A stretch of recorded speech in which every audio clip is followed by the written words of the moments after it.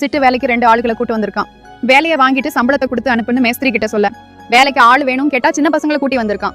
இவங்க 2 பேரை வச்சு எப்படி வேலை வாங்க முடியும்? நான் எந்த வேலை கொடுத்தாலும் செய்வேனும் சொல்ல, அங்க இருக்கிற செங்கல் எல்லாம் தூக்க முடியுமா? இல்ல முடியாது. சிட்டு பேசுமா போயிரு, இல்லைன்னா அந்த கல்லை தூங்கி அடிச்சு போடுவேன். இங்க வேலை கிடைக்காதனால அதுக்காக ஒரு ஐடியா பண்றாங்க. துணையம் போய் பாட்டி 2 மூட்டை கேட்டாங்க. 2 மூட்டைனா ஆச்சரியமா பாக்குறாங்க. நாங்களும் வீட்டுல இருந்து பாட்டிக்கு சப்போர்ட் பண்ண போறோம். அவங்களும் சரின்னு சொல்ல, அக்கா முகத்துல அளவு கடந்த சந்தோஷம். தம்பிக்கு தான் அடுத்த நாளைக்கு 2 மூட்டையை பாட்டி வீட்டுல இறக்க போக, பாட்டி நீ கேட்ட மாதிரி 2 மூட்டையை கொண்டு வந்திருக்கேன். எது நான் கேட்டேன்னா, பாட்டி ஷாக் ஆகுறாங்க. கொஞ்ச நேரத்துக்கு சும்மாரு. விஷயத்த சொன்னதுக்கு அப்புறமா பாட்டியும் சப்போர்ட் பண்ண ஆரம்பிச்சுட்டாங்க. ஆத்து மீனெல்லாம் புடிச்சு அதுல வரக்கூடிய காசிப் நோட்டு புத்தகத்துல எழுதி வைக்கிறான்.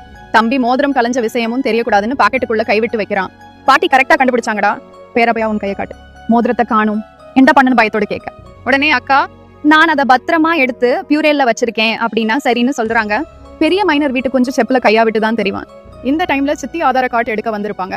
அக்கா தம்பியை கூட்டு புறவாசல உட்கார சொல்லிட்டு சித்தி போனதுக்கு அப்புறமா வந்த போதும் நல்லா வேலையை சித்தி தங்க மோதிரத்தை செக் பண்ணல. தம்பியை சமாதானம் பண்ணி சேர்த்து வச்சிருந்த பணத்தை எண்ணி பார்த்து